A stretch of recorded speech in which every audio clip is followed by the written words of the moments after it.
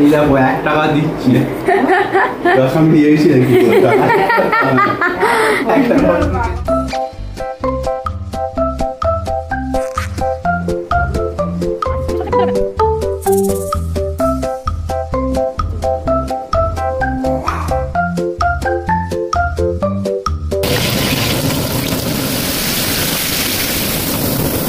Friends welcome to Rima's blog and kitchen channel. आशा करी तुम्हारा सबाई भालो आछो। हाँ आमिও खूब भालो आछि।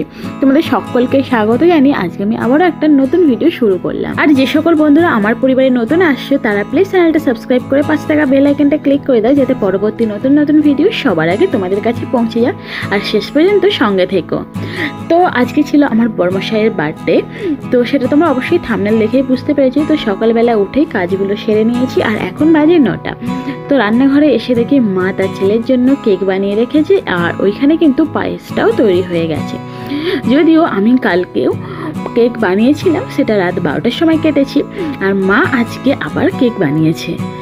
আর তার সাথে সাথে কিন্তু নানা রকম রান্না তোড়জোড়ও শুরু হয়ে গেছে। ওইদিকে এই যে ভাত বসিয়ে দেবে বলে জল গরমও বসিয়ে দিয়েছে, আর এখানে হচ্ছে যে কড়া বসিয়ে দিয়েছি বাকি রান্নাগুলো করার জন্য। আমি কেক দুটো বাইরে আনলাম, মানে এই কেকটা তো মা বানিয়েছে প্রথমেই দেখালাম, আর এই কেকটা কিন্তু আমি কালকে বানিয়েছিলাম। এগুলো কিন্তু হেলদি কেক, আমরা এই কদিন একটু হেলদি খাবার খাচ্ছি, মানে একটু আমাদের টনক নড়েছে যে একটু হেলদি খাবার খাবো, সেই জন্য এই কেকটা কিন্তু কলা দিয়ে আটা দিয়ে বানানো। তো চলো, বার্থডে বয় তো উঠে এখন একটু ল্যাদ খাচ্ছে, কি করবে না করবে। আর এইদিকে কিন্তু মাছগুলো বের করে রেখেছি, ফ্রিজে ছিল, এঁটে থাকবে, মানে শক্ত হয়ে থাকবে বরফে, সেই জন্য বার করে রাখা হয়। বলে দিয়েছি যে আমি সব রান্নাগুলো করবো, তুমি খালি মাছগুলো করবে। আমি বলছি ঠিক আছে, তোমার রান্না হয়ে গেলে আমাকে ডেকে নিও বলে মা এখানে সমস্ত রান্না করে নিয়েছে। তো প্রথমেই দেখালাম মাছের মাথা দিয়ে মুগের ডাল, এখানে হচ্ছে যে আমের চাটনি, এখানে মা 3 রকম ভাজা করেছে, আমি তো আবার মাছ ভাজবো। তারপর এখানে করেছে ঝিঙে দিয়ে আলু দিয়ে পোস্ত, এটাও কিন্তু মাই করেছে, মানে এখন যেগুলো আমি দেখাচ্ছি সেগুলো মাই করেছে। আর ওইখানে পায়েসটা তো মা আগেই করে রেখেছে, একদম প্রথম রান্না, প্রত্যেক বছর মা সব রান্নার আগে পায়েসটা করে রাখে। তো এখানে মা সমস্ত রান্নাগুলো করেছে বলে এক সাইডে হয়ে আছে, আর এইদিকে আমি রান্না করবো বলে সমস্ত কিছু এলোমেলো করে রেখে দিয়েছি। এই যে এখানে প্রথমে চিংড়ি ফ্রাই করব, চিংড়ির পকোড়া করব, বাগদা চিংড়ির, আর এখানে হচ্ছে যে মালাইকারিও হবে বলে সেই জন্য নারকেলের দুধটা বের করে রেখেছি, আর সমস্ত কিছু মানে রেডি করা আছে। মাছগুলোতে হলুদও মাখিয়ে রেখেছি, যেই মাছগুলো হবে। এছাড়াও আদা বাটা, রসুন পেঁয়াজ বাটা, টমেটো কেটে রাখা, সমস্ত কাজগুলো কিন্তু হাতের কাছে করে নিয়েছি যাতে সমস্ত কিছু খুব তাড়াতাড়ি হয়ে যায়। প্রথমে আমি এই চিংড়ি মাছের পকোড়াটা বানাবো, যদিও এই রেসিপিটা আমি শর্টসে ছেড়েছি, তোমরা সেখানেও গিয়ে একবার দেখে আসতে পারো। আর চিংড়ি মাছটা কিন্তু প্রথমে আমি আদা রসুন পেঁয়াজ বাটা আর লবণ দিয়ে ম্যারিনেট করে রেখেছিলাম বেশ অনেকক্ষণ। তারপরে একটা বাটিতে অল্প কর্নফ্লাওয়ার আর বেসন, নুন, আর যে বাটির মধ্যে যে ওই সমস্ত বাটাগুলো ছিল সেগুলো সমেতই একটু গোলা বানিয়ে নিয়েছি। আর সাথে এই প্লেটটায় দেখছি ওটাতে কিন্তু আমি বিস্কুট গুঁড়ো রেখেছি। এরপর আমি মাছটাকে ডবল কোট করে নেব, আর অন্যদিকে কিন্তু আমি অলরেডি গ্যাসে কড়া বসিয়ে তেলটাও গরম করতে দিয়ে দিয়েছি। এই তেলটা গরম হয়ে গেলে এবার আমি মাছটা দিয়ে দেবো, এবার এটা আস্তে আস্তে ভাজতে থাকবো। আজকেও জন্মদিন উপলক্ষে কিন্তু মাছের আইটেমই করা হয়েছে, মাংস করা হয়নি, কেননা ওর জন্মদিনটা গেছে হচ্ছে সোমবার দিন, আর রবিবার দিনকে কিন্তু অলরেডি বাড়িতে চিকেন বিরিয়ানি বানিয়েছিলাম, চিকেনটা করা হয়েছিল বলে ও নিজেই বলল আজকে আর মাংস করার দরকার নেই, আজকে মাছের আইটেমই থাক, সেই জন্যই আজকে আর মাংস করা হয়নি। তো দেখো, তোমাদের সাথে কথা বলতে বলতে চিংড়ি মাছের পকোড়াটাও কিন্তু ভাজা হয়ে গেল। এবার কিন্তু এই গরম গরম চিংড়ি মাছটা আমি ওর সামনে নিয়ে যাব, আর ও খেয়ে রিভিউ দেবে। এর কাছে যাওয়ার আগে ভাবলাম তেলটা তো সেই গরম আছে, মাছটা ছেড়েই দিই, ওই জন্য আগে বাটা মাছগুলো দিয়ে দিলাম। আর বাটা মাছটা কিন্তু ভাজাই করব, এটা কোনো ঝাল করব না, কারণ বাটা মাছটা ভর্তি কিন্তু ডিম আছে, আর ও বাটা মাছ ভাজা খেতেই বেশি পছন্দ করে, সেই জন্যই মাছটাকে ভাজতে দিয়ে দিই। ভাজতে দেওয়া হয়ে গেলে তারপর আমি প্লেটটা নিয়ে ওর কাছে যাব, দেখি ও চিংড়ির পকোড়াটা খেয়ে কি বলে। তাহলে চলো দেখা যাক ও কি বলল। খালি গায়ে তুমি ভিডিও করছো, এটা উচিত নয়। এটাই উচিত। তোমার জন্য তোমার ফেভারিট চিংড়ির পকোড়া। Thank you.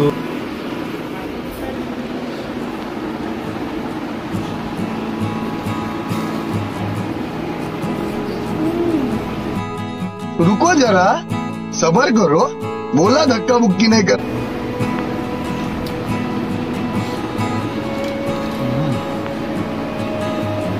গরম ভালো।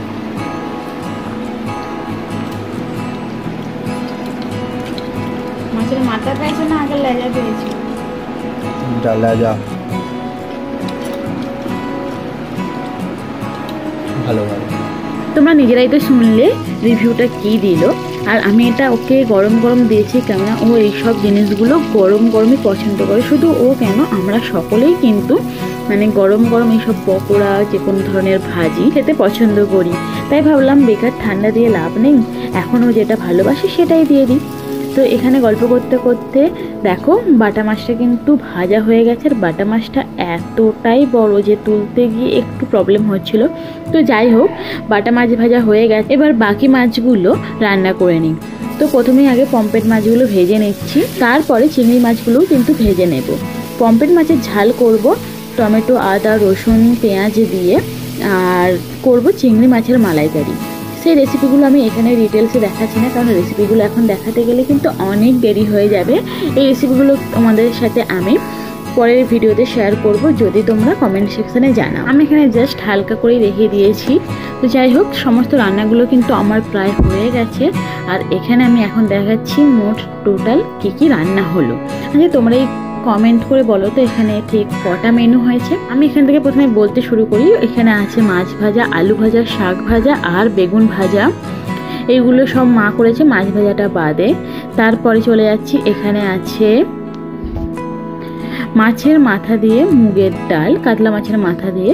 কাতলা মাছটাও করবে বলেছিল, কিন্তু বড় বললো মাথা দিয়ে ডাল হচ্ছে যেগুলো, আর কোনো কিছু করতে হবে না। তারপরে ওখানে ছিল আমের চাটনি, এখানে হচ্ছে পোস্ত, ঝিঙে আলু পোস্ত, এখানে আছে পমফ্রেট মাছের ঝাল, আর তারপরে আছে আমার পরে সব থেকে প্রিয় চিংড়ি মাছের মালাইকারি। আর প্রথমে ওই যে বললাম মা তো পায়েস করে রেখেছিল, আর এখানে আছে ভাত। এই সমস্ত জিনিসগুলো হয়েছে। তো এখন বাজে মোটামুটি ওই 12:30 পৌনে 1, আমাদের সকলের স্নান হয়ে গেছে। আর আজকে কিন্তু বাপিও খুব তাড়াতাড়ি চলে এসেছে, মানে অন্য দিনকে 1:15 এরকম আসে, আজকে কিন্তু 12:30 সময়তেই চলে এসেছে। তো সবাই ভেবেছিলাম যে আজকে তাহলে তাড়াতাড়ি সমস্ত কিছু হবে, কিন্তু দেখলাম না, আজকে হচ্ছে যে বরমশাইয়ের ঠিক এই টাইমেই মিটিং পড়ে গেল।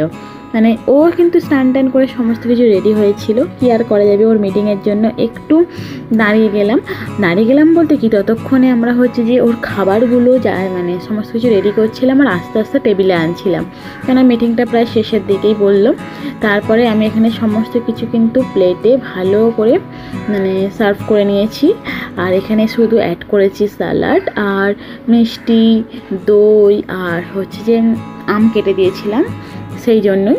তো এই সমস্ত জিনিসগুলো মানে সাজানোটা কেমন হয়েছে সেটা কিন্তু অবশ্যই কমেন্ট করে জানিও। যদিও এখানে এখনও ভাত এসে পৌঁছায়নি, আমরা সবে আর কি রেডি করছিলাম, ও আসলে তারপরে ভাতটা দেব। রান্নাঘরে ভাতটা বেড়ে রেখেছি, ও আসলে জাস্ট ধরিয়ে দেবো।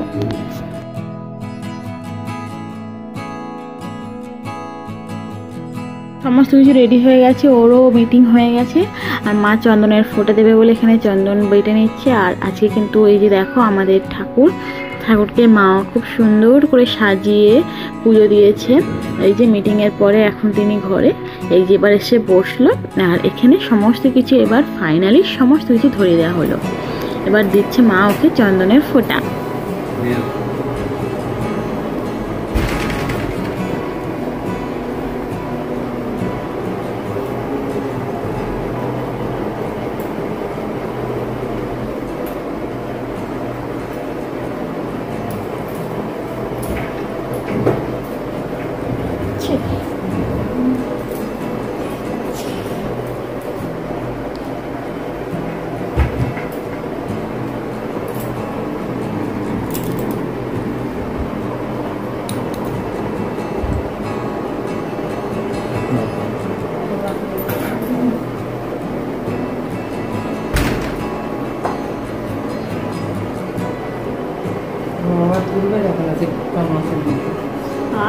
তুমি সবসময় খুদ ধরো কেন? তোমার খুদ ধরবো? $1 দিচ্ছি, দশম দিয়েছি আর কি।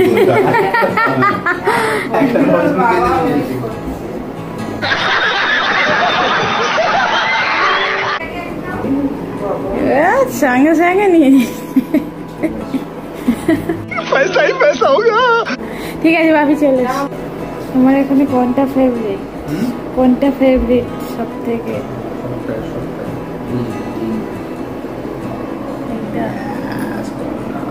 সমস্ত নিয়মকানুনগুলো হয়ে গেছে, টাকা আদান প্রদানও হয়ে গেছে।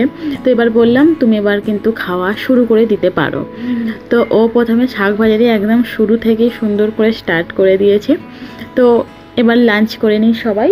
আর ভিডিওটা একদমই শেষের দিকে। আজকের এই ভিডিওটা তোমাদের কেমন লাগলো আমাকে কিন্তু অবশ্যই কমেন্ট করে জানিও। আর লাইক করতে কিন্তু একদমই ভুলো না। আর যে সকল নতুন বন্ধুরা আমার পরিবারে নতুন আসছে তারা প্লিজ চ্যানেলটাকে সাবস্ক্রাইব করে পাশে থাকা বেল আইকনটা ক্লিক করে দাও, যাতে এইরকম ধরনের নতুন নতুন ভিডিও সবার আগে তোমাদের কাছে পৌঁছে যায়। আর যে সকল নতুন বন্ধুরা আমার পরিবারে আসছো তারা প্লিজ আমাকে একটু কমেন্টে জানাও যে তোমরা এসেছো, তাহলে আমিও তোমাদের পরিবারে খুব তাড়াতাড়ি যেতে পারবো। আমাকে অবশ্যই কিন্তু এটা কমেন্ট করে জানিও। আর আজকে এই পর্যন্ত, দেখা হচ্ছে নতুন ভিডিওতে। ততক্ষণ ভালো থেকো, সুস্থ থেকো, সাবধানে থেকো। আজকের মতো টাটা, বাই বাই।